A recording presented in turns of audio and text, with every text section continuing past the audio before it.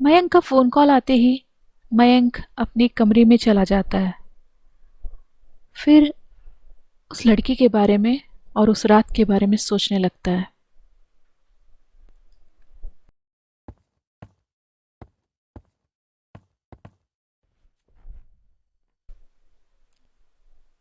मुझे ये लड़की कुछ अजीब सी क्यों लग रही है।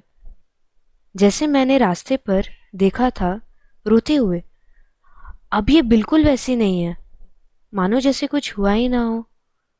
और वो अजीब सी खुशबू उसके आते ही, कौन है वो? मुझे नाम भी नहीं पता, ना ही उसने बताया। आखिर है कौन ये लड़की? और उसे कैसे पता कि मुझे ब्लैक कॉफी पसंद है? क्या मैं ओवर थिंक कर रहा हूँ? नहीं नहीं, आई थिंक मुझे इसके बारे में निखिल से बात करनी होगी।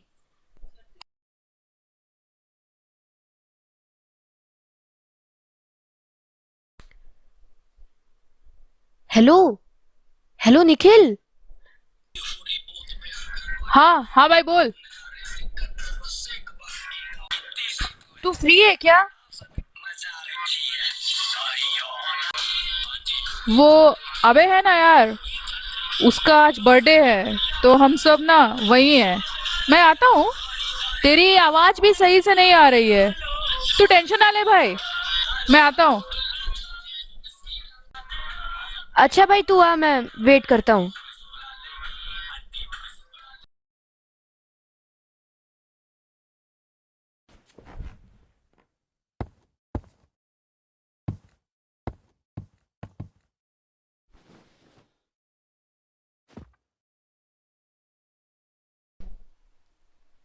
रात के 12:30 बजे मयंक सो रहा होता है।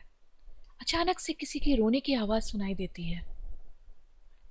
उसे लगता है कि वो सपना देख रहा है।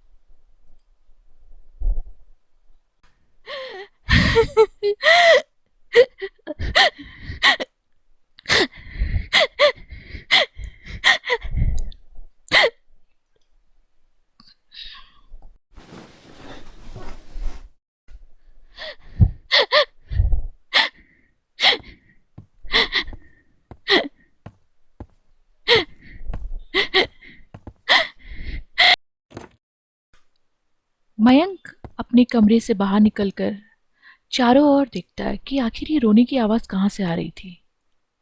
फिर उसकी नजर अचानक सोफे पर जाती है। वहां नताशा होती है, जो किसी से फोन पर बात करके जो जो से रो रही होती है। मयंक कुछ पूछने ही वाला होता है, फिर सोचता है कि नहीं, इस वक्त डिस्टर्ब करना सही नहीं होगा। फिर वो पानी लेने के लिए किचन की ओर बढ़ता है।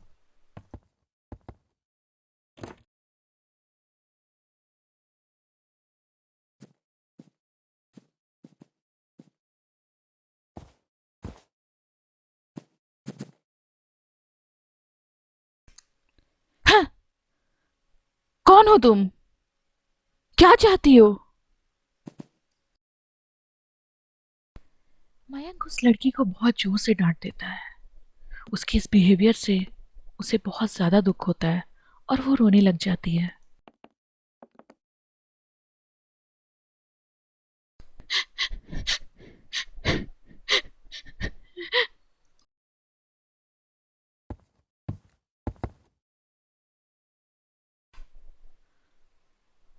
आई एम सो सॉरी, मैंने कुछ ज्यादा ही रिएक्ट कर दिया। वो थोड़ा मैं काम को लेकर परेशान था। मुझे ऐसा नहीं करना चाहिए था। I am extremely very sorry. Please don't mind.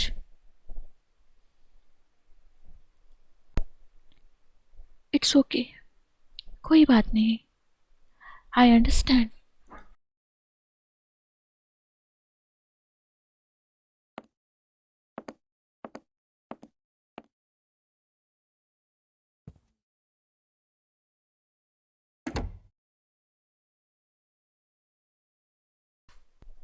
पता नहीं मुझे भी रह रह के क्या हो जाता है। इतनी रिएक्ट करने की क्या जरूरत थी?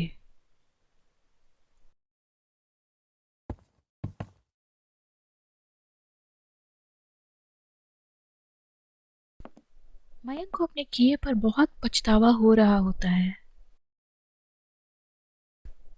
मुझे ऐसा नहीं करना चाहिए था। वो बेचारी पहले से इतनी परेशान है, ऊपर से मैंने उसे इस तरह से डांट दिया। क्या सोचती होगी वो मेरे बारे में? मुझे एक और बार उससे सॉरी बोलना चाहिए। मैं सवेरे उससे बात करता हूँ और उसके बारे में जानने की भी कोशिश करूँगा, और जो भी हेल्प होगा मैं ज़रूर करूँगा।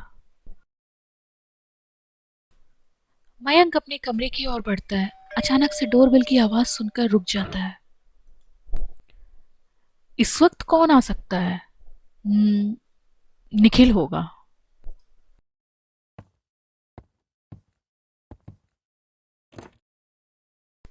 अरे, यहाँ तो कोई भी नहीं है। पक्का किसी ने बदमाशी की होगी। और मयंक जैसे ही दरवाजा बंद कर पीछे मुड़ता है तो दिखता है, आप इस वक्त यहाँ? आप सोई नहीं? मुझे बहुत अकेला महसूस हो रहा था। नींद भी नहीं आ रही थी, इसीलिए यहाँ आकर बैठ गई। लेकिन आप क्यों जग रहे हो? मैं भी बस सोने ही जा रहा था, लेकिन अचानक से डोरबेल की आवाज़ सुनते ही मुझे देखना पड़ा कि कौन है। वही होगा, वही आया होगा। कुछ कहा आपने? कौन आया होगा? नहीं नहीं, मैं वो कह रही थी कि कौन आया होगा बाहर इस वक्त? वैसे कोई था नहीं बाहर। मे भी किसी ने शैतानी की होगी। मुझे लगा मेरा दोस्त निखिल आया होगा। यू डोंट वरी, आप जाके सो जाओ। वैसे भी रात बहुत हो गई है। मयंक सो रहा होता है। अचानक डोरबेल की आवाज से उसकी नींद खुल जाती है।